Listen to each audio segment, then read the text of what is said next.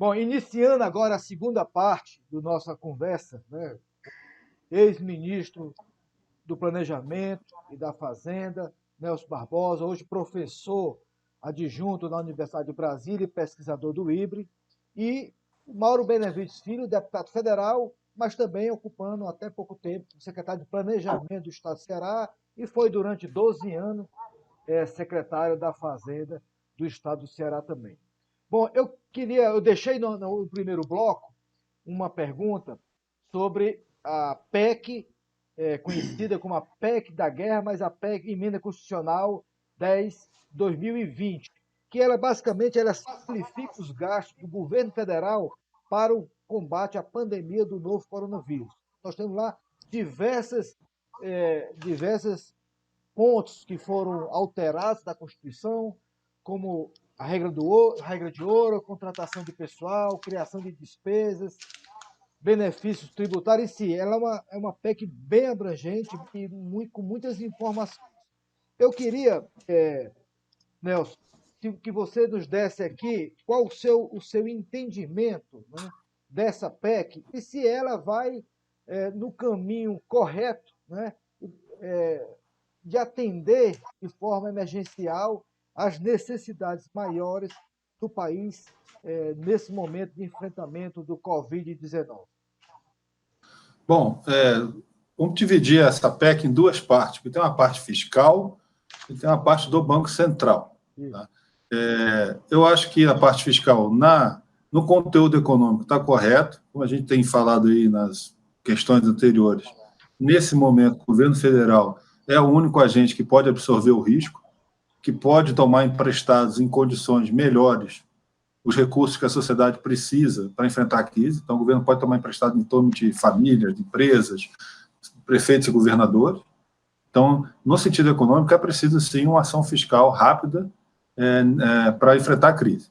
O que eu discordo dessa PEC do lado fiscal é que eu acho que não seria necessário criar um orçamento paralelo. Eu acho que isso vai dar problema depois. Tá? Porque você vai ter um orçamento normal e vai ter um orçamento paralelo. Eles vão seguir umas regras distintas no quesito de transparência, aprovação. Eu acho que isso, na prática, para a economia, não faz diferença, para o mercado financeiro, R$1 de dívida emitida no orçamento normal ou no orçamento paralelo é R$1 de dívida. Né? Isso também poderia ter sido feito com orçamento normal, e eu vou dar um exemplo só. O governo tem extrapolado a chamada regra de ouro, aquela regra que diz que você não pode emitir dívida acima do que você investir. Você só pode emitir dívida para o que você investir. O governo tem extrapolado isso nos últimos anos, por causa da recessão e várias outras condições. E a Constituição também permite que você pode extrapolar a regra de ouro desde que você informe ao Congresso quanto e peça permissão para isso.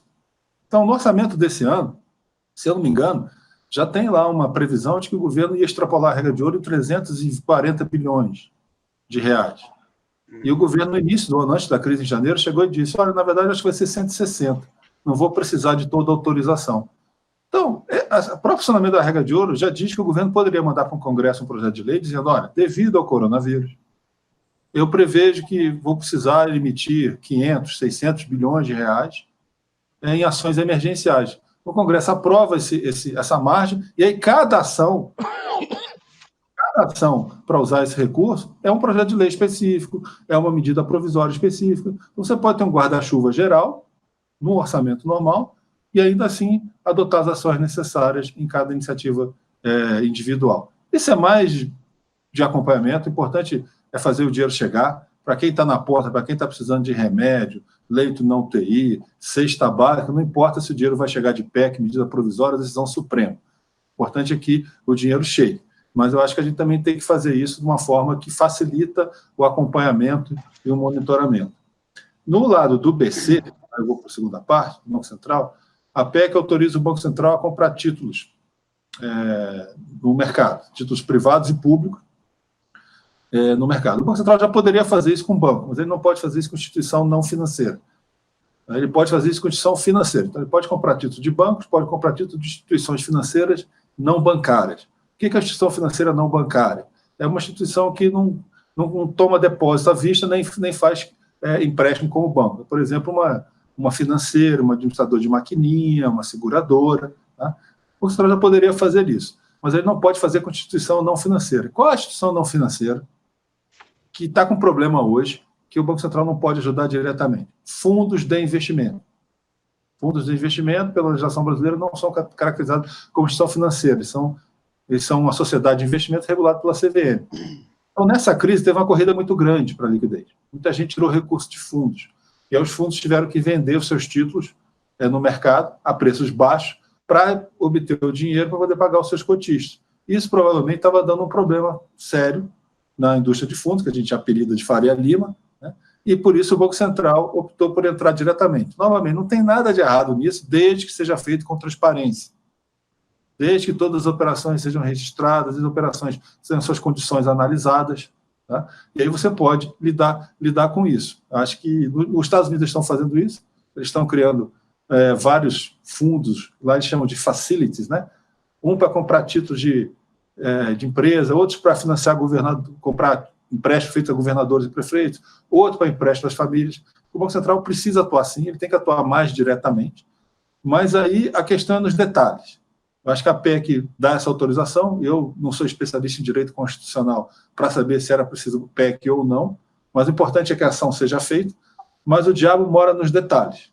Mesmo com essa PEC, vai ser necessário outros instrumentos para detalhar como é que o Banco Central vai operar. Pelo menos um decreto, pelo menos uma resolução do Conselho Monetário Nacional, se não até uma lei específica para normatizar isso. Ok. Ô Mauro, e aí você entra no debate, você acompanhou diretamente essa discussão que eu sei no Congresso dessa PEC da guerra, né? E tem vários pontos, quer dizer, tem a regra de ouro, tem a contratação de pessoal, criação de despesas, benefício tributário, a possibilidade que o Banco Central possa comprar títulos no mercado secundário, tem aí um cardápio amplo, né? Queria ouvir aí o seu comentário nesse aspecto. Bom, vamos lá. Em relação ao orçamento paralelo, basicamente, para efeitos práticos, ele realmente não tem, vamos dizer assim, um auxílio maior no que diz respeito ao manejo orçamentário, mas, e eu discordo aí do Nelson desse ponto, a razão de ser de guerra, ou seja, é porque quando terminar o ano, nós vamos ser capazes de saber, em vez de ficar só no discurso do ministro, que gastou tanto, ou do presidente que gastou tanto, nós vamos ter, segregado do orçamento, nós vamos ter os valores que efetivamente foram despendidos para essas ações que estão sendo colocadas. Então, basicamente, como não tem meta de primário, porque o decreto de calamidade, ele suspende 3 artigos da Lei de Responsabilidade Fiscal, ele suspende o 23, que é a adequação dos gastos de pessoal em 2 quadrimestres ao descumprir o percentual, ele elimina o 31, o artigo 31 da LRF, que são aquelas regras de limites de endividamento do setor público, né? Para quem não é da área, os municípios não podem se endividar mais do que 1,2 vezes a sua receita corrente líquida, os estados não podem se endividar mais do que 2 vezes, e pasmem, as senhoras e os senhores, o governo federal não tem limite de endividamento. Ele se endivida até onde puder. O Senado Federal tinha, né, porque foi arquivado durante muitos anos, um projeto de resolução número 84, que definia esse percentual de dívida pública sobre receita corrente líquida, dava um prazo de 15 anos, era o senador Zé Serra, dava um prazo de 15 anos, não era nem para agora, para 15 anos, mas o sistema financeiro e o Banco Central nunca deixaram isso efetivamente. Então, mesmo se tivesse... Nos Estados Unidos tem esse teto, né? Tem. Aliás, o Congresso americano, ele faz um lockout de tudo, para tudo. Não só para no financeiro, por isso que a pressão é muito grande, mas para no fiscal também. Fecha o governo, fecha os museus, é um negócio assim, pessoal fica sem pagar, só para ter uma ideia. Portanto, a Alemanha fez isso durante 9 anos, aí tem a Finlândia, eu não me lembro aqui de todos os países, mas o brasileiro adora se comparar com os Estados Unidos, não, porque nos Estados Unidos é assim, nos Estados Unidos é assado, mas quando chega nessa hora, aí ninguém quer se comparar com os Estados Unidos. Não, é diferente e tudo mais. Mas, enfim, então suspende o 23, suspende o 31 e suspende o 70, que é um prazo para adequação de outras regras que eu não vou falar aqui nesse exato momento. Portanto, essa segregação ela é muito mais para dar transparência e, portanto, o povo brasileiro, o próprio Congresso Nacional, porque a cada 30 dias o governo federal é obrigado a prestar contas ao Congresso Nacional. Então, essa é a primeira parte. Mauro, eu até louvo. Diga, pois não. Só um esclarecimento. Esse orçamento paralelo, ele surge com uma proposta do Congresso? Exatamente. Essa proposta que se convencionou chamar de orçamento de guerra, ele é uma proposta oriunda da Câmara dos Deputados, que foi agora muito bem aprimorada, porque o que eu não consegui fazer lá, viu, Nelson? Eu fui lá no Senado com grandes senadores que tem lá, nós acabamos convencendo ao senador, para fazer justiça, o senador Anastasia, alguns pontos que nós achávamos importantes, que eu vou chegar lá, no funcionamento dessa irrigação que o Banco Central está sendo permitido fazer nesse exato momento. Então, encerrando aqui no fiscal, realmente há um controle, vamos dizer, exatamente para a gente saber que tamanho é esse, porque, como eu disse, o resultado primário ele vai ser incorporado e o mercado financeiro vai fazer o quê? Ele quer saber se essas despesas que estão sendo realizadas, elas são de caráter permanente ou se são realmente de caráter transitórios. Serão despesas exclusivas para serem gastas até dezembro de 2020. Esse é o papel, né, de se chamar orçamento de guerra. No que concerne a regra de ouro, e aí o ministro Nelson já explicou, mas vamos lá, a regra de ouro diz assim, eu não posso fazer a operação de crédito, eu não posso ir ao mercado financeiro, que o governo federal ele se financia praticamente todo mês, ele se financia como ele não tem recursos da sua receita tributária para pagar nem os juros, que é o resultado primário, nem muito menos o principal, então ele vai ao mercado financeiro e rola títulos para pagar títulos que estão se vencendo. Então lá diz o seguinte, a operação de crédito só pode existir para pagar a despesa de capital. Quais são as despesas de capital? Investimentos, inversões financeiras ou amortização da dívida. Então essas são as três linhas, você soma os três, é o máximo que você pode endividar. O governo federal não consegue se endividar somente para fazer isso, que ele está desestruturado. Aí a Constituição diz assim, mas ele pode ir lá no Congresso Nacional, ele pede e justifica, através de lei complementar, ele justifica que precisa desses valores, e aí o Congresso, sabendo o montante, ele autoriza. Pois bem, na emenda constitucional, ele está dizendo o seguinte, tira essa regra da Constituição, até 31 de dezembro. Já, a PEC diz que o governo federal já fica automaticamente autorizado a se endividar para pagar juros, porque juros na classificação da despesa pública era despesa corrente. Então, por isso que eles estão inserindo isso na emenda constitucional, porque sabem que esse descontrole vai aumentar, o resultado primário vai piorar, portanto, ele vai ter que realmente incorrer nessa questão, eu acho, porque não estava proibido. O que a Constituição diz, tudo bem, você vai fazer, mas consulte o Congresso. O que a PEC faz, portanto, concluindo esse ponto, é simplesmente dar automaticidade do governo. Ele não precisa mais nada de falar com o Congresso para pagar juros, que, como eu falei, é uma despesa corrente. E terceiro ponto, a questão da ação do Banco Central, que, primeiro, explicar para as pessoas que o Banco Central só vai poder agir no mercado secundário. Nenhuma empresa vai emitir títulos para o Banco Central e o Banco Central cobrar. Não existe isso. Tanto é que o Senado emendou, Nelson, um artigo dizendo o seguinte, o Banco Central ele atuará preferencialmente para atender as micro e pequenas empresas. Ora, o mercado secundário ele é feito quando um banco faz um crédito para uma empresa. Se ele quiser criar um crédito, um CCB, que é um crédito bancário, para ele negociar com outros bancos, ou negociar com corretoras, ou o que quer que seja, é esse título que o Banco Central está sendo autorizado a funcionar. Ou seja, o Banco Central vai irrigar não a empresa, ele vai irrigar bancos, ou vai irrigar quem transaciona, fundos que compram, que investem nesses títulos e assim por diante, Portanto, o que ele vai fazer é muito mais irrigar o sistema financeiro com outros que não têm conta corrente, como disse o Nelson, mas eles quem vão ser os grandes beneficiários. Essa emenda da microempresa, ela não faz nem sentido, porque a microempresa não emite título, né, primariamente, porque há uma exigência mínima que essas empresas tenham um mínimo de confiança quando esses títulos vão ser... Por isso que lá tem a palavra secundário, tanto para títulos do Tesouro, quanto para os títulos do mercado financeiro.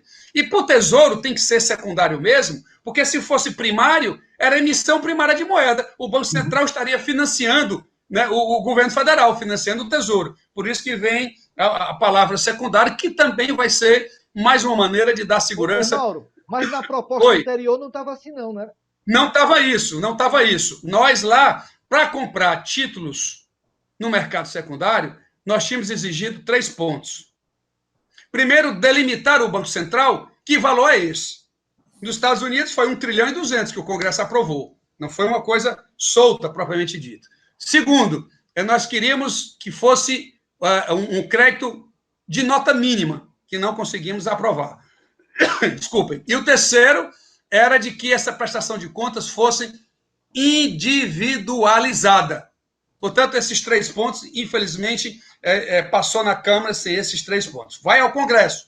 E aí nós fomos lá discutir com alguns senadores, inclusive com senadores também do próprio PDT, tanto o senador Everton como o senador Cid Gomes, vários outros senadores participavam, porque nesse momento já não podia mais fazer emenda. Tinha que ser um convencimento do senador Anastasia, e ele realmente trabalhou muito nessa questão, e aí ele resolveu absorver, primeiro, a nota mínima de uma agência de risco, ou seja, esse crédito ou esse título, que pode ser uma debênture, pode ser um crédito imobiliário, pode ser um crédito bancário, pode ser, enfim, são 5 ou 6 regras que estão lá. Eu, pessoalmente, acho que tem dois pontos lá que são irrisórios no mercado secundário, não deveriam nem constar aqui, mas, enfim, nós queríamos que tivesse limitação ao Banco Central, que tivesse nota mínima para esses títulos, ele colocou, que é BB-, e terceiro, que a prestação de contas fosse individualizada e ele também com taxas, prazos e assim por diante.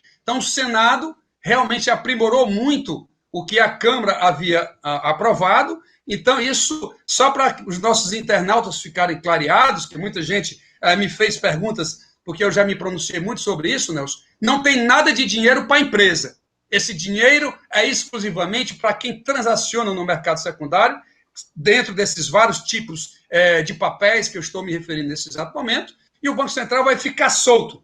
Ele pode gastar de 500 bilhões a 3 bilhões. Não há limite para isso, eu acho muito temeroso, mas, infelizmente, a prestação de contas vai ser mais rigorosa e, realmente, esses títulos eles estão mais, na lei, na emenda constitucional, ele está mais exigente para que ele possa realizar. Mauro, mas essa medida ela não seria importante para minimizar o empossamento dos recursos, né, no sistema financeiro e dar mais, vamos dizer assim, mais reduzir o risco e aumentar as contrapartidas que possam... Quer dizer, em última instância, você tem que ter um agente garantidor do risco. No fundo, eu vou estar resolvendo o problema de um ativo, de um banco ou de uma instituição, porque o Tesouro vai estar garantindo isso. No fundo, é isso. O Banco Central, ele não... A questão, repito, não é um problema de liquidez. Sistema bancário... Pergunte a alguém do mercado financeiro. É um problema de garantia. Recursos. É um problema de garantia. É um problema de garantia. Então, o que vai acontecer é que o Banco Central ele vai dar uma segurança ao mercado de que esses títulos podem, inclusive, continuar a serem negociados. Agora, e minha preocupação maior, Nelson, que é o que eu vou falar agora. Eu queria ouvir depois. A lei diz assim... Pois é, o Nelson gosta dessa... Quem foi ministro da Fazenda sabe tudo que eu estou falando, é só redundância. Mas, enfim, lá diz, e é a minha preocupação, porque você vai comprar por balcão. Você vai pegar o telefone, a mesa lá do Banco Central, vai ligar lá para a mesa de um determinado banco e vai dizer, olha, aqui tem um título tal, do crédito bancário, um CCB, da empresa tal, quer comprar tal, qual é o preço? Esse preço... É importante também todo mundo dominar isso. Apesar da Anbima publicar esses preços com regularidade, entretanto, esses preços em época de crise, e hoje, nesse momento que eu estou falando, eles não existem mais. O preço que a Ambima publica é meramente um preço de referência. Ela vai na curva dela, projeta 30 dias para frente, como ela faz, e não é, na realidade, o preço de não é o preço real de mercado. O preço de referência é muito maior. O que ela faz é porque isso faz marcação a mercado. Quem tem fundos que tem aquilo como referência vai ter que ter aquele preço que a Ambima publica. É outro ponto perigoso, porque o Banco Central pode comprar a preços muito mais elevados, porque quando ele for vender, para recompor o dinheiro que ele lançou e o mercado interpretar que não precisa mais daquela irrigação, ele pode ter um prejuízo enorme em relação a essa questão. Então, me preocupa, tentamos minimizar, mas com notas mais elevadas, com divulgação individual, mas, infelizmente, o Banco Central continua aberto para o valor que ele quiser fazer. Ô Nelson, você e o Mauro, né, praticamente são os dois grandes formuladores da oposição. Você no PT e o Mauro no PDT, são os dois grandes partidos, vamos dizer assim, de oposição ao governo.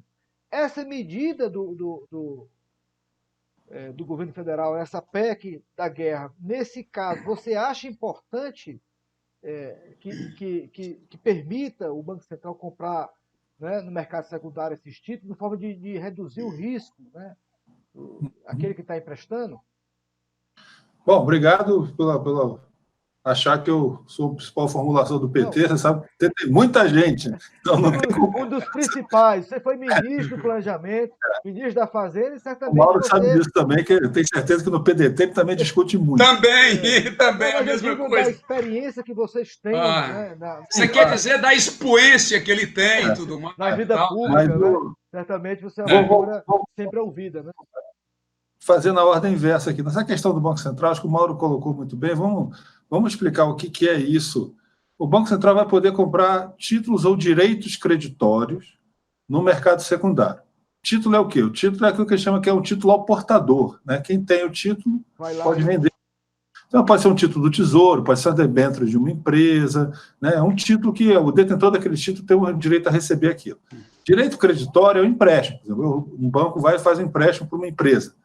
Aquilo não é um título, né? Uma relação direta entre o banco e a empresa, mas que o banco depois pode passar para o Banco Central. Eu acho importante fazer essa distinção, porque a situação do Banco Central tem dois aspectos. O Mauro falou bem dos dois. No caso de títulos, o Banco Central vai comprar alguma coisa que tem preço no mercado, né? Tem algum preço no mercado, nem sempre um preço muito preciso. Se for título público, não tem muito problema, você tem uma liquidez bem grande. Se for título privado, aí tem títulos privados que não tem liquidez, como o Mauro colocou, apesar da Ambima, que faz essa precificação, botar lá um valor, aquele valor não diz muita coisa. Então, eu acho que, nesse caso, o Banco Central vai se concentrar muito mais em título público. Eu acho que, no caso de título privado, essa assistência vai ser muito difícil de ser feita pelo simples fato que não tem uma precificação confiável. Agora, o importante é o outro, é o direito creditório, que aí é onde eu acho que a situação do Banco Central vai ser mais importante, pegando carona no que o Mauro colocou, uma situação indireta, mas ainda importante, que aí é o seguinte, o Banco Central chegar para os bancos e para as financeiras, para as fintech, para cima das maquininhas, dizer o seguinte, se você, foi a proposta que eu fiz, você cria um empréstimo padronizado, a gente cria para a pequena empresa, o governo anunciou isso, o Mauro já comentou, para o Norte e Nordeste, com os fundos constitucionais, que ainda é insuficiente, mas vamos pegar esse exemplo. Você dá lá um empréstimo com taxa de juros de 2,5%, ou que seja zero, um prazo carência e tal, o Banco Central se compromete a recomprar esses empréstimos. Não é ele que vai se relacionar com a firma. Quem vai se relacionar com a firma vai ser o agente, quem conceder esse empréstimo. Mas o agente vai saber que, ao dar esse empréstimo, se ele precisar, ele pode revender ele para o Banco Central. Então, é isso que está sendo feito lá fora, e é isso que eu acho que a gente tem que ser feito aqui. Porque aí você vai fazer, você tinha perguntado antes, aí você vai fazer essa liquidez que está nos bancos, os bancos têm recurso para emprestar, mas eles não estão dando empréstimo porque eles não têm certeza do risco desse empréstimo. Eles não querem carregar isso no seu balanço. Se eles souberem que eles podem emprestar e temporariamente passar para o Banco Central, para o Tesouro, você pode fazer com que esse dinheiro fique menos empossado. Agora, é importante que isso seja feito de uma forma padronizada, de uma forma transparente, criando uma linha de financiamento com característica comum. É como se o governo chegasse assim, está criada uma linha de capital de giro contra a crise. Procure o seu banco e peça essa linha. E o seu banco pode conceder esse empréstimo porque o Banco Central garante que vai recomprar ele se for necessário. E se seu banco não quiser fazer, os bancos públicos estão aí. A Caixa pode fazer, o BNB pode fazer, o BASA pode fazer. Ainda bem que a gente tem banco público nesse momento para poder atuar se o setor privado não atuar diretamente. Na parte, voltando só um pouco na parte fiscal, o Mauro falou da questão da transparência. A transparência pode ser feita com orçamento normal, com orçamento de guerra ou paralelo. Me parece que uma das principais questões dessa PEC foi insegurança jurídica. Porque você tem muitas regras no Brasil, regras foram criadas em momentos diferentes. Então, a regra de ouro foi criada na Constituição de 88, a LRF em 2000, o teto de gasto em 2016. Então, cada dessas regras são meio que superpostas e acabam criando incerteza jurídica para o gestor. O gestor fica com receio de assinar isso ou aquilo, com medo de depois ser considerado irregular ou não. E nessa PEC, ao dizer que isso está fora, que isso não se submete às regras usuais, ela diminui a insegurança jurídica de quem está na ponta para poder atuar rápido. Se isso vai ou não, nós vamos ver na prática. Se a PEC for sendo aprovada, vamos ver na prática, porque a PEC também diz que estarão isentas dessas condições usuais de transparência, de licitação e tudo mais, somente o que o Congresso considerar emergencial. Ou seja, o gestor tomar uma decisão agora e daqui a 2, 3 meses o Congresso achar que aquilo foi demais, ele vai também pode ter que responder por isso. Então, eu acho que mesmo nesse aspecto, diminuiu a insegurança jurídica, mas não elimina completamente. Mauro, concorda? Apesar de que, Nelson, todos os artigos da Lei de Responsabilidade Fiscal que vamos dizer assim, se inserem dentro do raciocínio que o Nelson está colocando, e realmente eles pensaram muito nisso, mas todos os artigos que tratam disso, o 14, o 16, o 17, o 24 e o 114, todos da Lei de Responsabilidade Fiscal, e o 110 da LDO, todos foram suspensos pelo Supremo. Ou seja, está tudo, né? Tá tudo como diz no linguajar mais popular, liberou geral. Está tudo liberal. Então, pode ser que a emenda constitucional, com certeza, o instrumento constitucional dá um maior rigor, né? Dá uma maior segurança para o gestor, isso é fundamental, mas eu ainda acho que, como o orçamento do governo federal é muito grande, poucas pessoas leem o orçamento do governo federal. Nós que somos da área, é complicado, a gente gasta muito tempo para poder entender. Então, a ideia do orçamento foi para fazer uma segregação para examinar com mais facilidade. Basicamente, no primeiro momento, mas aí passou para a regra de ouro, passou para o Banco Central, e aí ela se expandiu assim com muita velocidade. Nelson, quer comentar mais alguma coisa do Mauro? Pode passar por... Na regra de ouro, acho que a gente já vai entrar aí, que você tinha até indicado, nas questões mais estruturais. Eu acho que a gente já precisava reformular nossas regras fiscais, tá? Incluindo a regra de ouro. Essa é uma discussão que já vinha antes da crise. Eu acho que agora a regra de ouro está corretamente suspensa durante a crise, mas depois eu acho que nós vamos ter que voltar a isso, reformulando a regra de ouro, o teto de gasto. Vamos precisar de um novo conjunto de regras fiscais, mantendo controle e transparência, mas mais adequado à nossa realidade. Esse terreno, teto do gasto, é um terreno perigoso para debate, viu, Nelson? Eu sei, mas é inevitável. Eu discordo. Já que você levantou, Flávio, eu posso ter 1 minuto e meio para o Nelson comentar? Claro. Vamos lá. Nelson, eu aqui no Ceará, nós temos, o governador Camilo tem um teto do gasto, que foi feito, entretanto, para despesa corrente. Vamos lá, para os nossos internautas. O governo ele controla isso para as despesas primárias: pessoal, previdência, custeio e investimento. São as quatro categorias que estão lá. Aqui no estado do Ceará, investimento está fora. Por que está fora? Porque, quando você examina os dados do governo federal, 80% dessas despesas obrigatórias, pessoal e previdência. Custeio está no limite, investimento vai chegar no ponto onde eu estou querendo. Pessoal continua crescendo em termos reais. Previdência continua crescendo em termos reais. O custeio, como a gente diz aqui, está no osso. Não tem mais como fazer um ajuste aqui, acolá. Então, o governo federal não tem teto do gasto. Ele continua aumentando as suas maiores despesas. Eu acho que é falacioso dizer que está cumprindo o teto do gasto. Inclusive, quando meus alunos, mas professor, mas o governo não está dizendo que está cumprindo o teto maior? Tá. Por quê? Ele vai lá no investimento, não tem condição de controlar 80% da sua despesa, vai lá no investimento e retira, simplesmente ele diminui. O governo federal chegou a investir 104 bilhões de reais em 2011, por exemplo. Hoje vai investir 19 para poder dizer que está cumprindo esse teto do gasto. Portanto, eu acho extremamente perigoso. Eu acho que esse teto do gasto tinha que retirar o investimento, diminuir a despesa corrente. Essa sim é que tem que ser diminuída. Ela continua aumentando no governo federal, zero de teto. Portanto, aqui nós fizemos diferente. Até porque quando o servidor vem negociar percentual, a gente vai lá para o teto do gasto. Olha, ultrapassa. Quer que vamos dizer assim, as condicionantes entrem em campo? Você não pode ter reajuste, você não pode ter progressão, você não pode ter concurso público. Todas aquelas penalidades já entrariam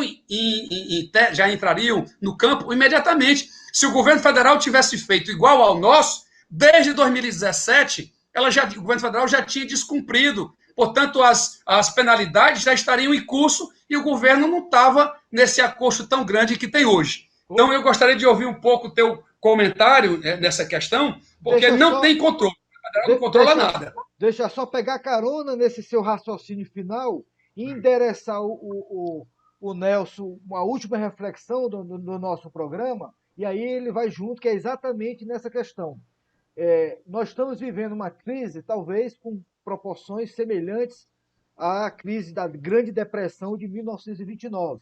Ou seja, lá a macroeconomia foi repaginada no país, a teoria econômica no mundo inteiro foi repaginada, e, na verdade, hoje todos nós somos keynesianos, ou devemos ser keynesianos. Mas nós temos um governo mais liberal no momento que precisa todo mundo ser keynesiano. Certo?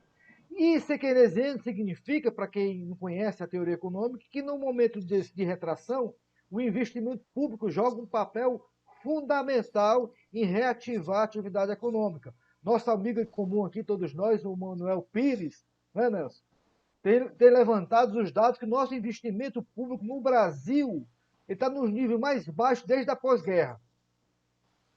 Então, a gente perdeu um instrumento que o teto de gasto nos tirou para exatamente nesse momento conseguir, né, ter uma capacidade maior de voltar a crescer. Então, Nelson, o endereço aí, essa é a reflexão sua e do mal que eu queria ver. Primeiro, não ter um DNA keynesiano nesse momento faz falta. Né? Talvez o governo federal, não sei se ele esteja, como você falou, ele poderia estar fazendo mais. Né? Exatamente, não faz mais pelo perfil mais liberal do governo. E segundo, talvez quem está assistindo esse programa quer saber como é que vai ser a vida dele pós-coronavírus. Ou seja, a dívida pública vai crescer, todos nós sabemos, o déficit público vai crescer, estão falando aí, Mauro, 500, 600 bilhões esse ano. Como é que isso vai ser financiado? Então, eu queria ouvir de vocês, eu sei que é difícil fazer previsão no Brasil, mas um exercício de futurologia de como é que vai ser a economia brasileira, seja no âmbito da União, mas dos Estados Unidos, pós-coronavírus. Nelson, começa por ti, por favor. Vamos lá. Eu acho que a gente sabe, vou tentar endereçar a questão do teto de gasto e a questão da dívida ao mesmo tempo. Com certeza a dívida vai subir, né, durante essa crise, no mundo inteiro. Vai subir dívida do governo, vai subir dívida das empresas. Então, depois dessa crise, nós vamos ter uma dívida alta. Eu acho que nesse momento é importante o governo federal ter um limite mais flexível de dívida. Eu vi que o Mauro colocou que lá fora tem limite de dívida, mas esses limites no nível federal, eles são feitos de forma flexível. O governo americano tem um limite de dívida, mas nos últimos 80 anos ele alterou isso, acho que mais de 70 vezes, então quando é preciso ele altera, porque o governo é o tomador de crédito de última instância e emprestador de última instância. Então essa dívida vai subir e fica essa questão, como é que a gente vai pagar essa dívida no futuro? Essa dívida pode ser paga de várias formas. Primeiro que se essa dívida for utilizada para ativos, a economia vai se recuperar mais rápido. A economia se recuperando mais rápido, o crescimento se recupera mais rápido, e isso faz com que a própria arrecadação se recupere, gerando recursos para pagar essa dívida. Segunda coisa, eu acho que essa crise vai trazer para o Brasil uma coisa que já estava ocorrendo lá fora depois da crise de 12 anos atrás, que é taxa de juro muito baixa. Provavelmente nós vamos com uma taxa de juro real, que é a taxa de juro menos a inflação, negativa. Então, isso também faz com que essa dívida possa ser rolada com um custo mais baixo e facilita sua administração depois. Depois da crise, quando passar, porque a gente nem sabe o tamanho do problema, aí vão ser necessárias algumas medidas de ajuste, vai ser preciso fazer a reforma tributária, o Mauro sabe melhor do que ninguém isso. Espero eu de uma forma progressiva, porque quem pode mais paga mais, quem pode menos paga menos.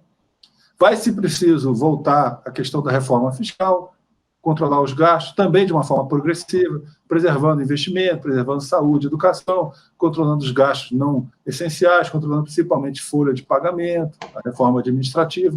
Então, vai ser um conjunto de iniciativas depois da crise, mas a gente não está lá ainda. A gente não sabe o tamanho do problema. A gente sabe que ele vai ser grande e a gente sabe como lidar com isso. Já tem exemplos de aumento de endividamento do governo, muito forte, justamente em períodos de guerra. E se a história econômica indica alguma coisa, é que isso é lidado depois com crescimento, juro mais baixo e medidas fiscais, do gasto e da receita. Não é tudo concentrado na receita, nem tudo concentrado no gasto. Na questão do teto de gastos, o Mauro tinha perguntado, quando a gente estava no Ministério da Fazenda também, tinha feito uma proposta de teto de gasto. Não era esse teto de que congelava o gasto, tratava tudo da mesma forma, tinha uma cláusula especial para tratar investimento. Acho que o Ceará fez isso, está de parabéns, e é isso que vai acontecer. Eu não tenho nenhuma dúvida que o investimento vai ter tratamento especial no teto de gasto. A minha dúvida é só quando. Quando é que o Congresso vai fazer isso? Já tem iniciativa na Câmara, já tem iniciativa no Senado. Eu acho que, na hora que a gente atravessar o pior da crise, as pessoas começarem a discutir a reconstrução, provavelmente o governo ou os parlamentares vão aprovar o aperfeiçoamento do teto de gasto, dando tratamento especial para o investimento. É assim que deve ser feito. Você tem que ter teto de gasto, teto para despesa corrente, como o Mauro disse, e uma meta específica para investimento, que normalmente é uma meta plurianual, que às vezes as obras começam no mandato de um governador e de um presidente e vão ser concluídas depois. Então, o orçamento de investimento é um orçamento mais plurianual, tem que ser mais protegido, que é o que não tem acontecido no Brasil. E mesmo no gasto corrente, também vai ser preciso tratar isso de modo diferenciado. Uma coisa é folha de pagamento e salários mais elevados, outra coisa é gasto com saúde e educação, que precisa ter meta própria. Cada estado tem diferentes níveis de gasto em educação e saúde. Às vezes, um estado precisa aumentar mais o gasto de saúde, outro precisa aumentar mais o gasto com educação. Mas também, mesmo dentro do gasto corrente, um tratamento mais diferenciado. Então, eu acho que virar o aperfeiçoamento da nossa regra fiscal, junto com a reforma fiscal, que vai ser necessária para tratar das consequências dessa crise. Ela já era necessária antes, ela vai ser necessária depois. E aí, voltando ao primeiro ponto, nessa hora é muito importante você ser pragmático e não ideológico, né? Mais do que ser keynesiano ou neoliberal, tem que ser pluralista e tem que ser democrático. Tem que ouvir as pessoas, porque a solução tem que ser de consenso. Não adianta alguém chegar e tentar impor alguma coisa, e isso só vai atrasar a discussão e, às vezes, levar a medidas não necessariamente adequadas. Então, eu acho que no início dessa crise, o governo federal veio com uma proposta muito ideológica. Basta a gente lembrar que um mês e pouco atrás, o governo, em resposta à crise, mandou para o Congresso uma lista de 18 reformas de longo prazo para combater uma crise de curto prazo. Eu não tenho nada contra discutir reforma de longo prazo, acho que tem que ser discutida. Uma crise de curto prazo é medida de curto prazo. Então, demorou um pouco e, depois da crise, nós vamos voltar a isso. Nós vamos voltar a discutir as reformas necessárias e aí é papel do Congresso pegar essas diferentes posições e achar um meio termo, né? Eu costumo dizer que o Brasil tem todos os instrumentos necessários para lidar com essa crise e com suas consequências. O governo tem espaço fiscal, taxa de juros está baixa, nós temos reservas internacionais, nós temos gente no governo, nos estados, no município, na própria administração federal. A gente tem gente que conhece o problema, sabe lidar com o problema. O grande desafio da nossa geração, eu acho, é ser capaz de chegar a um consenso político mínimo para enfrentar isso, que é o que a gente não tem até agora. Mauro, agora, Flávio, o que eu acho... Deixa eu só alimentar ainda, quer dizer, colocar mais lenha nessa fogueira ainda. O Nelson tocou num ponto importantíssimo, da reforma tributária. A pandemia chega no Brasil no momento que o Congresso iria começar a se debruçar na reforma tributária. E você tem criticado, à época, tinha criticado a reforma tributária, que ela estava muito concentrada no ICMS, na discussão do ICMS, e que não mexia em outras questões, vamos dizer assim, de justiça tributária. Não é? Com a dívida que vai ser gerada, o déficit que vai ser gerado, não é momento de discutir a reforma tributária. Agora sim que você tem mais argumento de colocar na mesa a questão da justiça tributária, quer dizer, chamar aqueles setores da sociedade que não estavam dentro da reforma tributária para entrar no pacote para garantir exatamente esse pagamento desse déficit a mais que vai surgir no Brasil. Bom, primeiro, em relação ao ajuste que o governo federal vai ter que fazer, normalmente os técnicos e alguns colegas só pensam na despesa. Por isso que fica mais difícil você vislumbrar no médio prazo alterações no âmbito da receita. Todo mundo fala e ninguém tem coragem de fazer.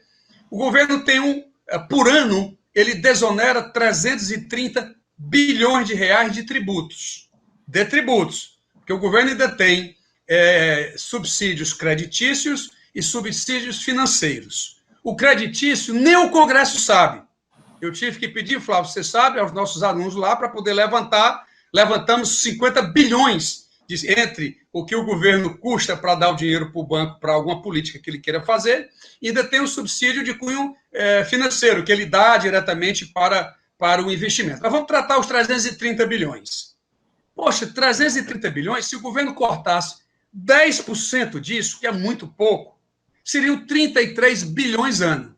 Como o nosso companheiro e amigo ministro Paulo Guedes gosta de fazer conta em 10 anos, seriam 330 bilhões de reais. Mas não faz. Na PEC do Pacto Federativo, a PEC 188, ele prevê o corte do subsídio. Aí eu fui lá trocar ideias com ele e tudo mais e tal. Por que isso não foi feito? Quando a PEC veio para eliminar, para iniciar um processo de acompanhamento de subsídio em 2026. Eu não sei onde é que o governo está com a cabeça. Ele está precisando de receita, mas vai dizer que só vai tratar disso em 2026. E mais, a partir de 2026, se tiver algum subsídio que vai até 2034, como tem, ele só vai terminar em 2034. Ou seja, o tratamento é muito fraco. Repito, infelizmente, eu tenho que falar no nosso exemplo. Nós cortamos 10% de todo mundo e pronto. Ou seja, isso é pouca coisa? Pode ser pouca coisa, mas isso ajuda no financiamento, na estrutura fiscal, na solidez fiscal e na ampliação, inclusive, dos investimentos, que é o que tornou o Ceará o maior volume de investimento sob receita corrente líquida. Não é justo também, né, Mauro? A questão do refis. Vou chegar lá. Primeiro, não é justo você ter, na cesta básica, você ter o salmão pagando 0 de PIS/COFINS, pagando o filé mignon, pagando 0 de PIS/COFINS, o queijo suíço, que os ricos gostam tanto, pagando 0 de PIS/COFINS. Eu não preciso de longo prazo, de 2026, para poder acabar com isso. Então, eu inclusive, já tive a oportunidade, inclusive, me acolheu muito bem, tive com o secretário Tostes, da Receita Federal, ele, inclusive, foi companheiro comigo, ele secretário da Fazenda do Pará, e eu, Nelson, não sei se tu lembra disso, secretário da Fazenda do Ceará. Então, ele sabe exatamente o que nós estamos falando, e eu espero que ele possa tomar uma medida de curto prazo para evitar esses excessos, né, que existem na cesta básica. E terceiro, na reforma tributária, o problema é o seguinte, é que no Congresso querem reduzir a reforma tributária no imposto sobre consumo. A União, os três níveis, município, Estado, a União, arrecada por ano 2 trilhões e 100 de reais. 1 trilhão e 100 é imposto sobre consumo. Portanto, por isso que o Brasil é tido como uma carga mais regressiva, porque o menos favorecido, o mais pobre, gasta uma maior proporção da sua renda no consumo. Por isso que ele, proporcionalmente, ele é mais taxado do que o de renda mais alta. Não pode. Nós temos que tratar do imposto sobre propriedade, como falou o Nelson, e temos que falar na questão do imposto de renda. Então, na propriedade, não faz sentido a gente comprar um carro, pagar IPVA, o cara o mais rico comprar o seu avião, ou o seu barco, o seu helicóptero, pagar 0 de IPVA. Pelo amor de Deus, chegou a hora de a gente tratar isso. E a própria imposto de renda. Se você tem uma renda a partir de R$3 mil, você já está com imposto de renda, aliás, é menos, já está pagando imposto de renda, você distribui dividendos E eu sei que nessa distribuição de 52 bilhões, ano passado, tem 3 pessoas, cada uma delas recebeu R$1 bilhão pagando zero de imposto de renda. Isso tem que acabar. Mesmo que você recrie, que o Brasil já teve, e o Fernando Henrique acabou o imposto de renda na distribuição de lucros e dividendos, e, simultaneamente, você reduza o imposto de renda da pessoa jurídica. Não tem problema. Na minha simulação, é 49 bilhões a mais, 18 bilhões a menos no imposto de renda, você tem 31 bilhões a mais que você pode usar para diminuir a carga do possível imposto sobre consumo que, porventura, venha a ser gerado. Então, essas coisas, a gente realmente nós estamos atentos lá na Câmara dos Deputados, conversando com vários deputados, colegas do Partido dos Trabalhadores, do PSB, tem muita gente boa do PSB, do próprio PCdoB, enfim, nós estamos procurando fazer um trabalho. Nesse momento também, eu, o deputado Henrique Fontana, estamos fazendo um trabalho realmente para ver se a gente consegue inserir nesse contexto a questão dos impostos, não necessariamente da reforma tributária, mas da criação desse tratamento emergencial de tributos, já pensando de como isso poderá vigorar a partir de 2021, porque todo imposto tem que atender o princípio da anterioridade. Você tem que criar num ano para vigorar no outro. Ô Mauro, mas o Nelson, ele comentou sobre a sofisticação do teto do gasto, tirando investimento. Isso, você acha que tem clima no Congresso para ir nessa direção, como o Ceará fez? A necessidade do investimento, porque o investimento ainda tem aquela questão, Flávio, que a gente ensina na sala de aula, que é o efeito Claudinini. O investimento público é feito, eu investi, vamos dizer, o Estado do Ceará investiu R$1,5 bilhão lá no Porto do Pecém, tivemos o maior investimento privado da América Latina, que é a nossa siderúrgica, a CSP, a Companhia Siderúrgica do Pecém. Então, os deputados o Congresso Nacional está entendendo a importância. Eu mesmo devo passar dessa questão da pandemia, lá para o mês de agosto, mais ou menos, eu estarei apresentando uma emenda constitucional para poder ver se foco essa questão, mantendo o teto, porque quando eu falo isso, as pessoas entendem que eu estou querendo retirar o teto, é o contrário. Eu estou fortalecendo o teto que não está funcionando. Pessoal e Previdência continua aumentando de maneira que custeio, se bem que custeio já está ali no seu quase nível ótimo, vamos dizer assim, mas é fundamental que o investimento esteja fora. E eu espero que o Congresso Nacional se sensibilize. Às vezes você tem um bom propósito, mas não necessariamente ele não é acolhido, como foi, por exemplo, o teto, o Banco Central operar. Não consegui fazer isso. Mas, enfim, então são muitos pontos que ainda nós temos. Lá o Refis, né, os que o Flávio falou, de 2000 a 2017, a União fez 31 programas de refis. Ela deixou de receber R$800 bilhões. Aqui no nosso estado nós temos uma lei que proíbe refis durante 5 anos, estamos no 3º ano. Só isso aumentou 1,9 a receita. De nada. Só a não perspectiva de, no final do ano, ter programas de refinanciamento, isso eleva a receita. São medidas simples que podem ser tomadas numa gestão para o governo pensar. A despesa é importante, mas tem que pensar também na receita, senão vai demorar muito tempo para poder readequar esse percentual da relação dívida sobre PIB, que vai crescer muito e que a gente precisa mostrar para o mundo, para os grandes investidores, sejam eles nacionais ou internacionais, que nós seremos capazes, portanto, de intertemporalmente reverter essa curva. Nelson, quer comentar ainda alguma coisa do Mauro para a gente ir para os finalmente? Quero. Só na questão eu acho que é inevitável, já era inevitável antes, eu acho que essa crise vai acelerar a proposta de reforma tributária e reforma fiscal em 2021. A gente já tiver o tamanho desse problema, então, a gente já tinha que resolver um problema grande antes, e vai ser muito maior lá para o meio do ano que vem. Concordo com o Mauro aí, que é necessário ter medida na receita, né? A ajuste fiscal não vai ser feito só do lado da despesa. Então, vai ser uma combinação de uma regra de gasto mais inteligente. Acho que tem que tratar investimento de forma diferenciada e tem que tratar saúde e educação de forma diferenciada. E tratar de forma diferenciada não significa liberou geral, significa ter limites próprios, com indicadores de qualidade e tudo mais. Né? Tem que ter critérios, tem que ter Isso nada mais é do que é feito em vários países avançados, mas que a gente aqui, como a gente está com uma preocupação muito financeira, a gente trata um real da mesma forma, não se importa se ele é investimento, se ele é saúde ou se ele é educação. Ele tem o mesmo impacto financeiro, mas na sociedade ele tem impacto diferente. Então, ele deveria ter uma regra fiscal mais inteligente. No caso da tributação, é inevitável o aumento da progressividade tributária. No passado, sempre que você tinha uma guerra, depois da guerra você tinha um aumento da tributação, até porque os ricos pagavam a conta da guerra. O acordo político, desde a antiguidade até recentemente, é que a maioria da população luta a guerra, os ricos pagam a guerra. Então, aconteceu uma coisa parecida agora, só que a nossa guerra agora é contra uma doença, né? E quem tem os recursos, quem pode se proteger mais, são os mais ricos nessa fase. Posteriormente, pode ter uma tributação mais progressiva, como o Mauro colocou, em IPVA, expandido IPVA, tributos sobre, eu sou favorável mais a tributos sobre herança do que sobre fortuna, IR mais progressivo, e repensar a desoneração. E aí, repensar a desoneração vai ser uma coisa difícil, politicamente. Por quê? Porque no Brasil, e é natural, muita gente, muitos parlamentares querem fazer política pública via tributo que seria melhor feita via transferência. A desoneração da cesta básica é um exemplo claro disso.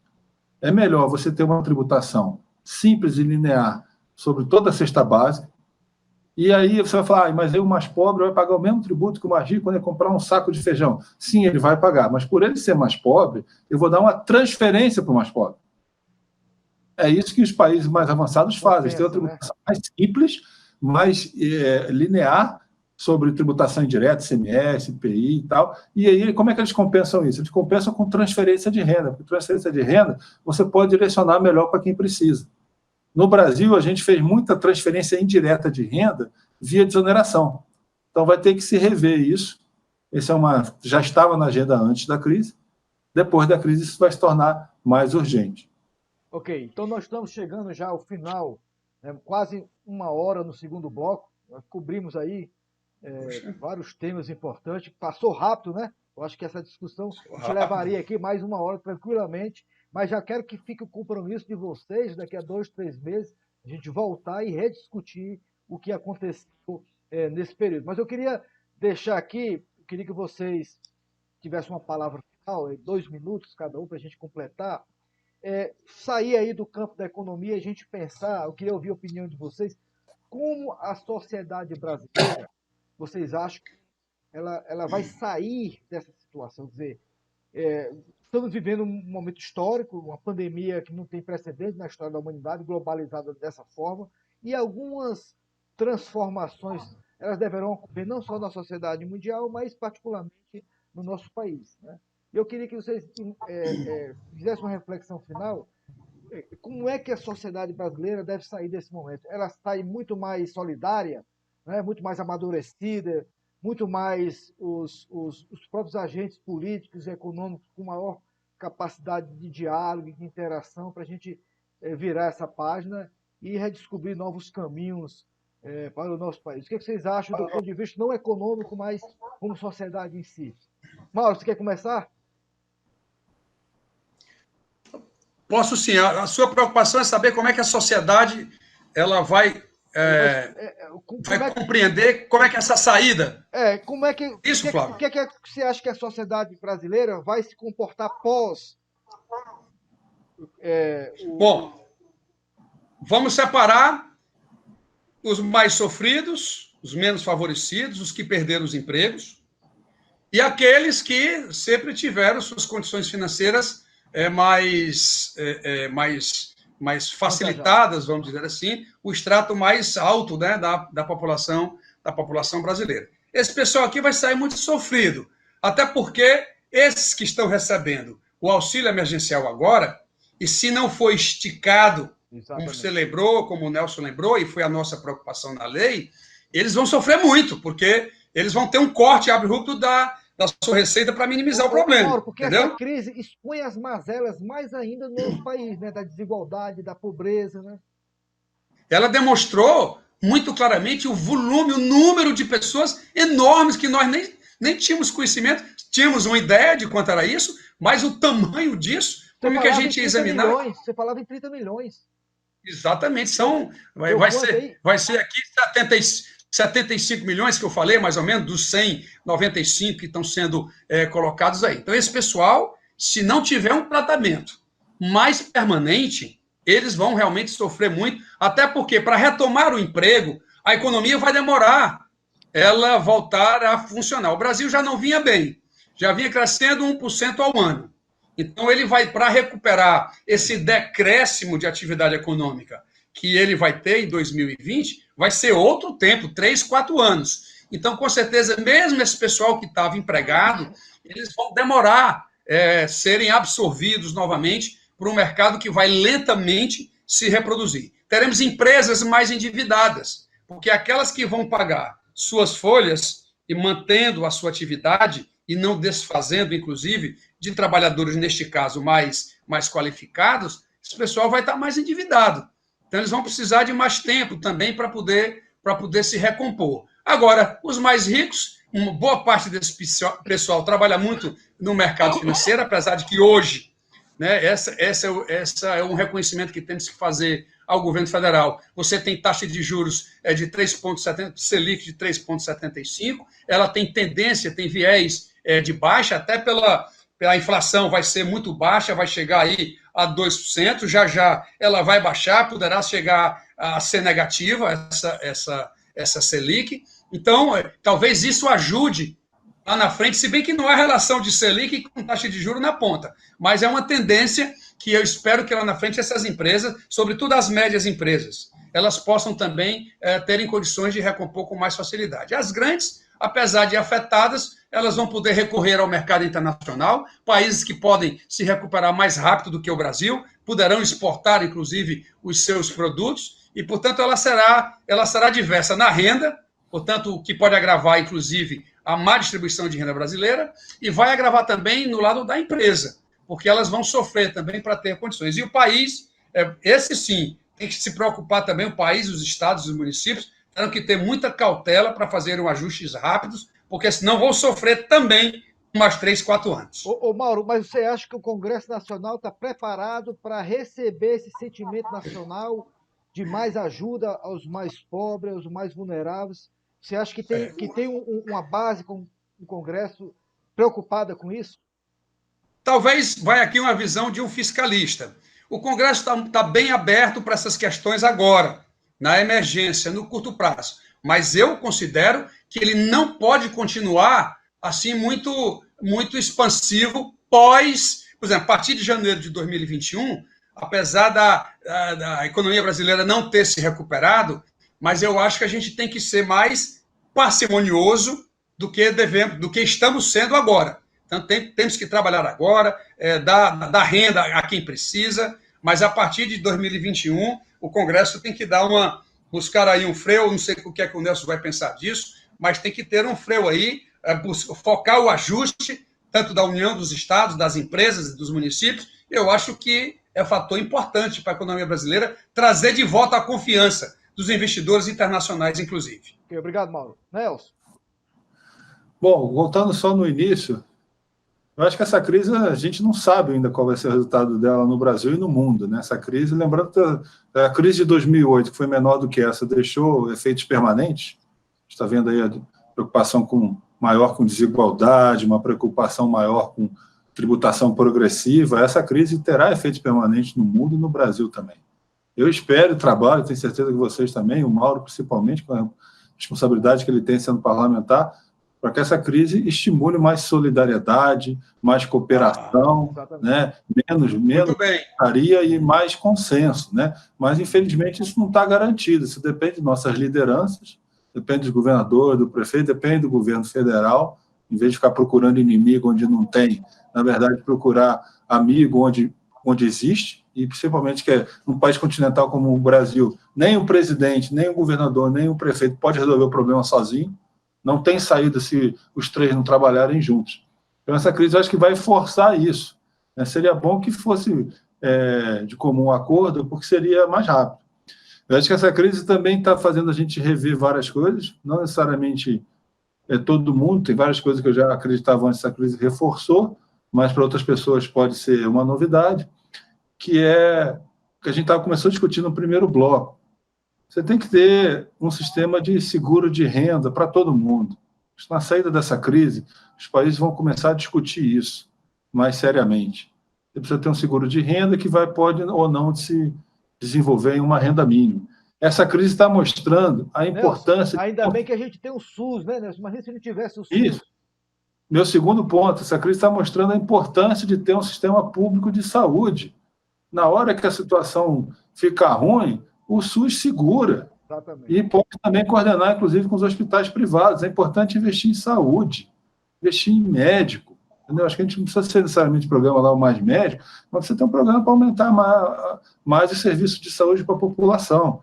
Eu acho que o SUS sai fortalecido. Então, assim como investimento, ele vai ter um tratamento específico mais adequado nas futuras regras fiscais. Eu acho que a situação do crédito, aí não é uma inovação, isso aconteceu em 2008, está acontecendo agora, o Banco Central consegue jogar liquidez na economia, mas a liquidez não necessariamente chega rápido para quem precisa. Então é preciso desenvolver novos canais para que, se os bancos não forem, outras instituições financeiras possam ir com o apoio do Banco Central. As novas tecnologias de informação já estavam fazendo isso, com as fintechs, as maquininhas, elas já estavam começando a ocupar algum espaço dos grandes bancos que não atendiam a demanda adequadamente. Eu acho que isso tende a aumentar, e é importante que o Banco Central atue nisso. Essa crise também está mostrando, o Mauro falou uma coisa importante, que passou rápido. Essa crise está mostrando a importância de você ter produção doméstica de algumas coisas, por segurança nacional, por saúde pública, porque, apesar de você poder importar, quando vem uma crise como essa, você pode ter suas importações bloqueadas por motivos de outros compradores, né, por crise. Isso. Então, isso vai levar vários países do mundo, não é uma antiglobalização, é repensar as suas estratégias de inserção, que a gente chama, né, na economia internacional. Você tem que ter, sim, mais trocas e comércio, mas você tem que ter um mínimo de capacidade doméstica para produzir algumas coisas em situações extremas. Então, eu prevejo também que, depois dessa crise, a importância da política industrial, não nas bases do século XXI, mas em novas bases, a nova política industrial também vai ser um tema de muita importância. E essa crise também está fazendo várias pessoas verem que a gente tem que abandonar essa polarização Estado versus mercado. O Mauro falou do crowding, né? Quando o Estado investe, em muitos casos, o Estado atrai investimento privado. Então, essa é uma concepção burra, é uma concepção ideológica. E, infelizmente, antes da crise, ela estava muito preponderante. A gente vive na era das redes antissociais, né? Onde todo mundo tem certeza e ninguém tem razão, né? E é muito difícil, né, nesse tipo de debate. Nós estamos aqui há mais de 2 horas debatendo os temas para mostrar como eles são complexos. Você não vai resolver a questão com um tweet, com um comentário. As questões são complexas. Sentar na mesa, precisa discutir com civilidade para construir as soluções. E nisso, Estado e mercado são complementares. Tem coisas que o mercado faz muito bem, tem coisas que o Estado faz muito bem. Se um ajudar o outro, a gente sai mais rápido dessa crise. O Nelson, adicionaria também a importância dos bancos públicos, das universidades públicas, que nesse momento ela se mostra super importante, né, Mauro? É a pesquisa, né, Flávio, que a gente debate tanto para poder dar ao país, né, condições de poder inovar, de poder criar, ser mais competitivo, inclusive, no mercado internacional. Pensar, como disse o Nelson, que essas coisas possam ser produzidas aqui dentro. Nós temos teste, só para dar o exemplo, o reagente do exame rápido da Covid-19, tem algumas enzimas que a gente teve que comprar para poder fazer. Vamos desenvolver aqui. Nós temos condições de fazer isso. Mas, para encerrar, Flávio, eu como homem temente a Deus, saindo aqui da economia, eu espero que isso possa ter sido também dizer ao mundo, né, a maneira como nós estamos vivendo de maneira isolada, sem solidariedade. Deus está dizendo assim, olha, prestem atenção, todos vocês que estão aí, acho que precisamos a gente ter uma nova sociedade para poder vigorar no mundo inteiro. Um freio de arrumação, né? Um freio de arrumação, né? Eu acho que sim, mas é uma coisa pessoal. Claro. Obrigado, Nelson, por participar aqui conosco. Flávio, muito obrigado também por desse momento tão singular. Nelson, palavra final, Nelson. Você abriu, você fez. Eu também quero agradecer a oportunidade. Bom reencontrar aqui o Mauro, discutir isso. A gente já discutia bastante coisa na época que estava na Fazenda, ele era lá o secretário. Acho que a gente só vai sair dessa crise aí com discussão civilizada dos problemas e apostando aí apostando no brasileiro, né? A gente tem que saber que a solução do nosso, a fonte e a solução do nosso problema somos nós mesmos. O Nelson e o Mauro, quando secretário da Fazenda e você ministro, ele sempre nos dizia da grande receptividade que você tinha para os pleitos do Ceará, do estado do Nordeste, a sua grande preocupação sempre em estar ajudando no melhor possível, né? E aqui fica o nosso agradecimento do estado do Ceará, né, Mauro? Ainda bem que você fez, que eu aqui ia ficar muito